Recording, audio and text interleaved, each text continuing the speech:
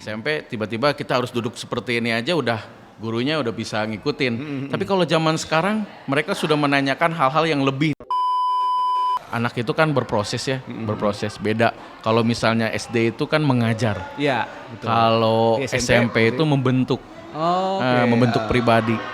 Kemudian kalau di SMA dia akan menerapkan apa yang telah diajar, apa yang telah dibentuk.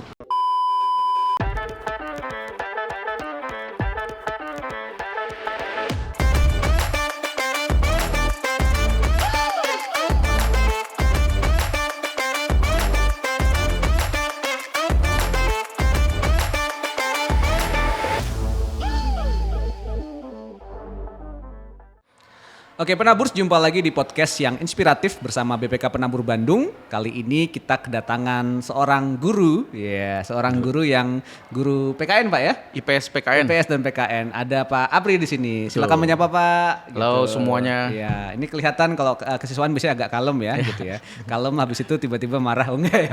Enggak, jarang.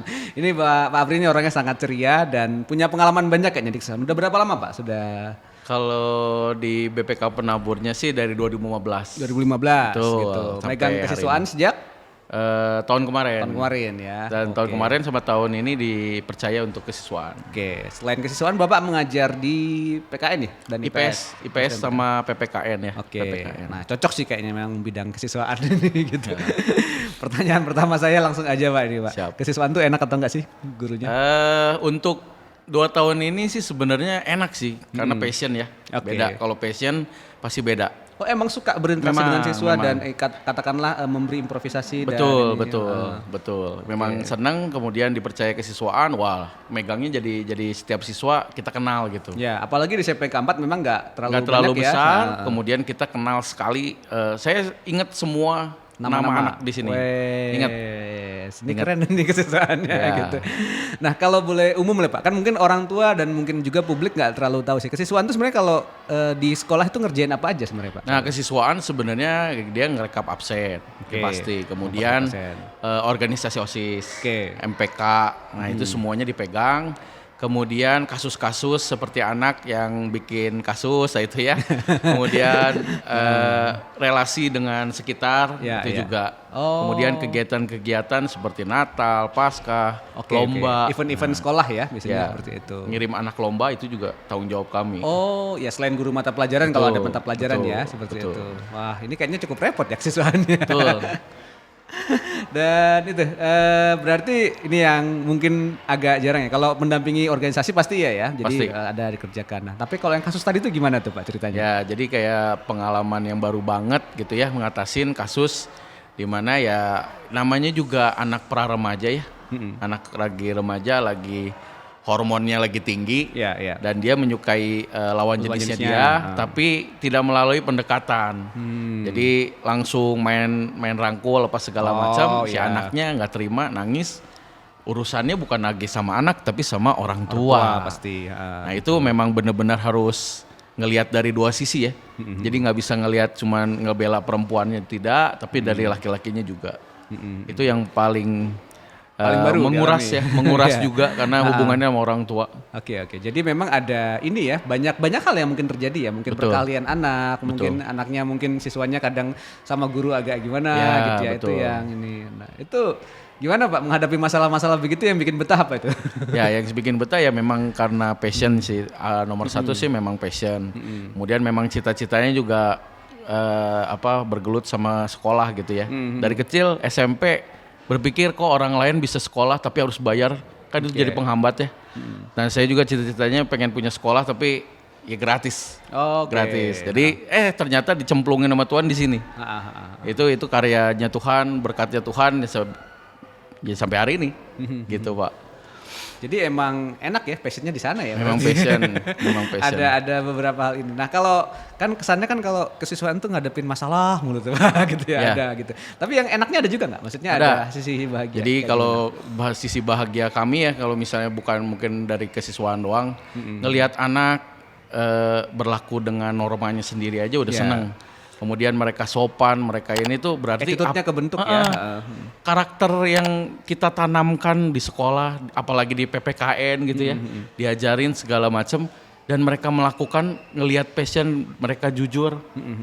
Itu udah seneng banget, apalagi misalnya udah datang jadi alumni, Pak saya jadi ketua OSIS di SMA saya. Wah itu berarti kan nggak sia-sia gitu ya dibentuk di SMP-nya gitu. Itu menyenangkan, bukan dari kesiswaan doang tapi sebagai guru ngelihat anaknya sukses itu pride sendiri gitu. Ada pride-nya sendiri. Nah itu yang senang banget kalau misalnya alumni, Pak saya udah punya showroom mobil. Waduh. Yang kemarin baru datang udah punya showroom. Waduh. Gitu. Itu ini ya ada kebanggaan ya karena turut membentuk karakternya dia. Betul. Seperti itu. Itu yang jadi dan mungkin ketemu beberapa ini nggak, maksudnya apa? Ada hal-hal yang unik nggak, yang pengalaman yang paling pernah dilakukan? Bukan hanya sebagai siswaan ya, selama guru kan, karena kan passionnya tadi memang interaksi dengan siswa langsung. Ya, kalau yang unik dan memang menantang, apalagi menantang ya, itu yang gara-gara pandemi kemarin.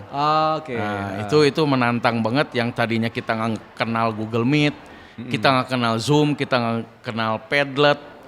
Quizzes, semua instrumen belajar online ya. Betul, semuanya itu dicobain, ternyata anak-anak nggak kayak kita waktu SMP ya. SMP tiba-tiba kita harus duduk seperti ini aja udah gurunya udah bisa ngikutin. Tapi kalau zaman sekarang mereka sudah menanyakan hal-hal yang lebih dari yang kita tahu ya untuk betul, ini, yang bukan pelajarannya tapi dia menanyakan. Nah itu kemudian kita terapkan di kelas, kemudian anak bisa berinteraksi dan menganggap bahwa wah kelasnya ini seru karena ada metode lain yang diterapkan. Nah itu kan salah satu kesenangan bagi kita juga. Oh ternyata pakai metode ini anak senang. Nah seperti itu sih, unik banget. Jadi ditantang untuk terus ini ya. Apalagi pandemi pandemi, waduh itu luar biasa banget lah. Nah kalau menurut Pak Apri sendiri tantangan terbesar jadi di bidang siswaan itu sebenarnya apa sih Pak? Kalau kesiswaan itu ya, jaga nama baik sekolah. Itu yang paling berat. Bukan hanya di pundak saya yang sebagai kesiswaan, tapi di guru-guru lain juga kan pasti punya itu ya.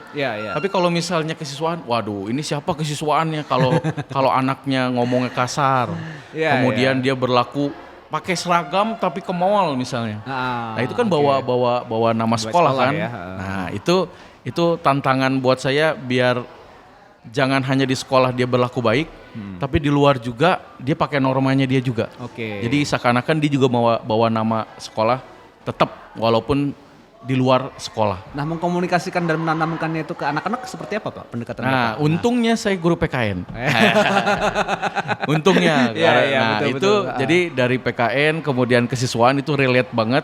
Kemudian karakternya diingetin terus. Ya selama-lama juga ya. Lama-lama mereka juga inget dan kemudian diterapkan di kehidupannya dia juga pasti. Jadi enak. Sembari mata pelajaran disampaikan juga menyikakan hal itu ya. Betul. Nah, gitu. Tantangannya jadi agak ini ya. Kalau yang bukan PKN gimana nih Pak? Nah kalau yang bukan PKN ya harus belajar tentang karakter 8 karakter itu ya. Jadi harus mengkomunikasikan ke siswanya. Betul. Gitu. Harus komunikasi.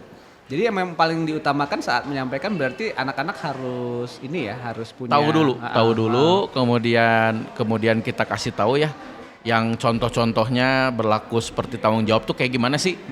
Nggak usah jauh-jauh lah tanggung jawab gitu ya. Kemudian yang disiplin, kenapa kita harus pakai seragam? Kenapa nggak bebas aja? Nah itu kan harus dikasih pengertian. Oh itu. Iya. Karena anak-anak zaman sekarang kritis ya. Betul. Kan ada podcast YouTube yang ngomong ngapain pakai seragam? Iya betul. Dan karena udah aja di luar kayak orang luar pakai baju bebas. Kan kita kasih pengertian. Ingat, kamu pakai seragam teh ada tujuannya. Berlaku disiplin. Nanti kamu bisa ngatur hari Senin harus pakai apa, hari Jumat pakai apa. Nanti di kehidupan kamu tuh akan kepake. Nah itu kita kasih pengertian seperti itu. Itu memang agak sulit Pak ya, karena kan aturan sekolah tuh ada ya. Betul, gitu kan. tatip. Tatipnya dan macam-macam. Dan anak-anak kan kadang-kadang cenderung, apalagi masih muda ya, apalagi usia-usia SMP kan memang pengennya, kenapa harus gitu, kenapa harus gini gitu kan. Nah kalau Bapak berarti mencobanya dengan cara menyampaikan rasionalisasinya. Betul, berarti ya. Biasanya kalau misalnya dia melakukan yang sudah melanggar, saya panggil ke ruangan saya. Kita langsung ngomong, kemudian kasih tahu kesalahan kamu kayak gini. Kemudian kita tuh punya tatip, tunjukin buku tatipnya. Ini udah tanda tangan loh. Ya, berarti kamu setuju, orang tua setuju. Dan ini harus diikuti apalagi di sekolah SMP 4. Nah gitu. Untungnya kita kan anaknya sedikit, Ya. itu treatmentnya lebih mendalam lagi. Karena itu, lebih personal ya. Betul, berarti, betul. seperti itu. Dan ada yang suka nanya, Pak, kenapa harus gini, kenapa harus gitu? Nah gitu. itu, yang seperti itu, kayak misalnya pelajaran PKN enak sih, karena ada yang norma itu, kemudian dia nanya, yang paling baru itu, kenapa saya harus pakai seragam sih Pak? Nah gitu. Tadi Aryan jelasin soal itu ya, soal disiplin. Kita soal kasih tahu tanggung jawab, ya kamu pakai pin, pakai dasi, kemudian nggak salah pakai rompi, nggak salah pakai seragam, itu kan bentuk tanggung jawab kamu, disiplin. Langsung dia mikir, oh iya juga ya. Iya. Oh iya. Nah makanya anak harus dikasih pengertian. Beda dengan zaman kita yang dulu. Kalau kita kan pokoknya nggak boleh. Ya, pokoknya nggak boleh, harus. Jadi kan Gitu. apa sih? Anak akan bertanya-tanya, nyari ke googling, jadi salah. Nah, makanya dikasih pengertian seperti itu. Oke, ini menarik sih karena memang aturan sekolah zaman sekarang kayaknya harus seperti itu ya Ya penerapannya harus kitanya harus fleksibel juga sih. Tapi emang ada koridornya sendiri, Prinsip-prinsip yang patokannya harus yang harus. Tapi ada juga yang harus diikuti dengan zamannya mereka. Gitu. Ya, apalagi sekarang kan rujukan mereka banyak ya, bukan cuma ke guru kan sekarang. Mereka Betul. bisa lihat influencer, bisa lihat mana-mana gitu. Apalagi yang influencer ya, apalagi zamannya TikTok, media sosial kayak begini. Nah, jadi ya emang ada sesuatu yang perlu diubah ya. Jadi mereka perlu dikasih rasionalisasi kenapa harus begini dan kasih pengertian pelan-pelan kan ya, memang seperti Nggak itu. bisa, anak itu kan berproses ya, berproses. Beda kalau misalnya SD itu kan mengajar. Iya, betul. Kalau Di SMP itu membentuk. Membentuk pribadi. Kemudian kalau di SMA dia akan menerapkan apa yang telah diajar, apa yang telah dibentuk. Nah itu di Jadi SMA. persiapan buat sebelum dia mulai mandiri ya, pas Betul. itu. Jadi akhirnya dia bisa menentukan sendiri apa yang baik buat dia. Betul, di SMA, apa yang gitu. baik, apa yang benar, apa yang salah dia pasti kan berpikir ya. Nah, kan di usia-usia remaja ke SMP itu masa peralihannya Pak ya. Ya berarti. makanya disebut sebagai masa pra remaja. Betul. Fase berproses. Bunglon aja berubah, dia butuh media. Iya, betul. Apalagi anak, ya anak kalau mau berubah lihat dulu profil gurunya, kemudian lihat mana yang baiknya, itu kan seperti Lingkungan itu. dia ya, per grupnya. Ya, jangan sampai, gurunya boleh, kenapa saya nggak boleh? Nah itu dia, itu yang jadi bahaya. Iya, menarik ya. Ini jadi satu ini juga ya, inspirasi juga buat orang tua dan sekolah-sekolah untuk penerapan aturan sekolah ya, supaya Betul. tadi jangan main pokoknya Betul. gitu ya, atau Jangan malah terlalu gitu. kaku. Apalagi justru malah gurunya ngelanggar juga nanti. Iya. Itu nggak bisa ya, itu nggak baik. Itu menarik Pak. Jadi di SMP keempat salah satu keunggulannya karena mungkin teman-temannya bisa personal ya, Betul. jadi bisa ini. Saya bisa sih selalu menerapkan kalian itu bukan hanya sekedar teman, tapi kamu adalah sekedar kalian itu tim. Ya. Kalau tim satu hilang harus dicari. Satu melanggar, ingetin. Kalau kelompok mah nggak ada, lu juga biarin aja, Iya, ya kan? iya, betul. Tapi kalau misalnya tim satu nggak ada, cari. Iya. Kemudian harus kayak tim bola lah. Nggak ada kiper gimana? Iya, Sama kan semua kayak posisi gitu. jadi penting Betul. ya untuk SD. Semua Jadi posisi penting. enaknya bukan cuma guru yang ngingetin berarti ya, rekan-rekan satunya juga bisa Betul. misalnya gini. Nah, ini terima kasih banget nih Pak Apri memberi inspirasi nih, saya jadi inget dulu. Beda sama saya sekolah zaman dulu nih. Betul. Berbeda sekali jauh. Iya, karena memang generasinya sudah berubah ya, ada Generasi hal-hal yang berubah. harus dimengerti. Zamannya berubah. Gitu. Bukan kita yang zaman yang mengejar kita, bukan, tapi kita yang mengikuti zaman. Betul tadi. Itu menarik. Jadi ada hal-hal yang kayaknya memang perlu fleksibilitas iya, Penyesuaian. menjaga prinsip iya, tapi juga itu ya mengkomunikasikannya pada siswa itu yang memang butuh ini ya pendekatan yang lebih personal. Lebih dan personal. itu. Jadi dia tahu mana yang salah, mana yang betul, kan jadi enak ya. Oke. Ternyata dia berubah, yang tadinya jelek tiba-tiba berubah, kan itu juga jadi pride kita sendiri. Betul, Pak. Ada cerita yang sedih atau yang mengharukan kalau Bapak selama ini? Nah, kalau sejauh ini yang paling sedih dan selalu komunikasikan ke anak, dan saya selalu bilang bersyukur loh, ada yang di bawah kamu, kata saya selalu bilang gitu. Saya sekalinya mengingat ini juga suka sedih gitu ya ceritanya. Jadi ada salah satu anak yang memang pinter, cuman dia kehalang sama ekonomi. Iya. Itu yang ekonomi menghambat dia, sampai ada satu kasus di pandemi, kemudian dia Zoom, saya bilang begini, on mic, apa yang kamu sampaikan? Kemudian dia ngomong, ada suara wrrr gitu kayak apa angin. Kemudian saya bilang, emang kamu lagi di mana? Lagi di luar ya? Enggak Pak, saya lagi di balkon. Balkon? Kenapa? Kata saya. Saya nggak punya internet Pak, karena saya nggak bisa beli. Dia tethering dari. Nah, kemudian terus kamu dapat wifi-nya dari mana? Dari sebelah Pak. Nyuri? Enggak. Tapi saya udah izin katanya. Sebelah adalah kantor notaris. Oh. Jadi dia izin untuk ngambil wifi-nya. Wifi-nya. Dan dia harus di atas. Kenapa nggak di bawah? Nggak ada Karena platnya. ketabrak sama tembok.